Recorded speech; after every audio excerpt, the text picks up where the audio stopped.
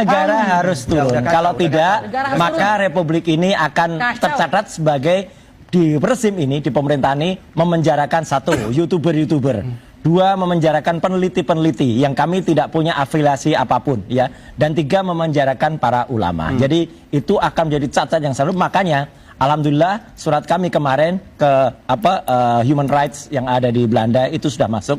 Dan kita tunggu saja. Enggak, kok ke Belanda? Jadi ke Belanda apa? Iya, jadi kami mengadukan ini kepada Komisi Hak Asasi Manusia Internasional. Ada pelanggaran hak asasi manusia menurut Anda? Jelas, karena seperti tadi proses-prosesnya pun tidak imbang, ya, tidak fair. Kemudian tadi ada subjektivitas yang luar biasa, ya, dan itu sudah dan kemudian sampai nih kepada Amnesty International, nih ada suratnya nih, Human Rights Super Center di unit UK dan juga kepada Human Rights Watch kepada jadi ada dua surat yang kemudian itu sudah dibawa dan insya Allah ini akan diproses. Jadi menurut Anda Pak Prabowo harus turun tangan soalnya? Iya. Yang ini masih kurang pelaporan ke Kutub Utara dan Ethiopia.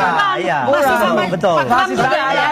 Apa yang terjadi terhadap Mas Roy Suryo, Rismon, Dr. Tifa, dan Fadila, ini adalah satu bentuk pembungkaman terhadap suara-suara kritis, dan ini sebenarnya melanggar hukum, karena kebebasan orang untuk mengeluarkan pendapat itu dijamin oleh konstitusi.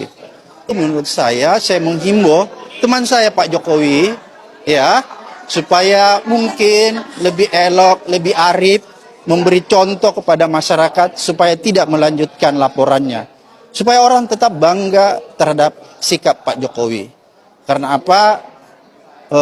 Mantan pimpinan yang bisa diingat itu ada legasinya. Kalau Pak Jokowi membuat atau meninggalkan legasi yang bagus, maka diingat. Tapi kalau Pak Jokowi meninggalkan legasi yang tidak elok, yang memalukan, maka orang tidak akan pernah mengingatnya, gitu. Jadi sebaiknya laporan ini tidak dilanjutkan oleh Pak Jokowi, ataupun kalau Pak Jokowi bersikeras melanjutkan laporan ini, maka seharusnya, lagi-lagi, seharusnya aparat penegak hukum, dalam hal ini kepolisian, tidak punya dasar untuk menindaklanjuti laporan ini. Karena pertama saya lihat, ya, laporan itu pasal-pasal yang ditujukan itu tidak tepat. Ya. Begini kok disikapi oleh pihak yang sebelah sana dengan Bang Desmond dilaporkan ke Polda Metro Jaya.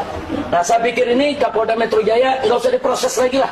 Itu laporan diabaikan aja, bukan. Sebab ini kan penelitian ilmiah yang mesti dibuktikan, bukan dikriminalisasi.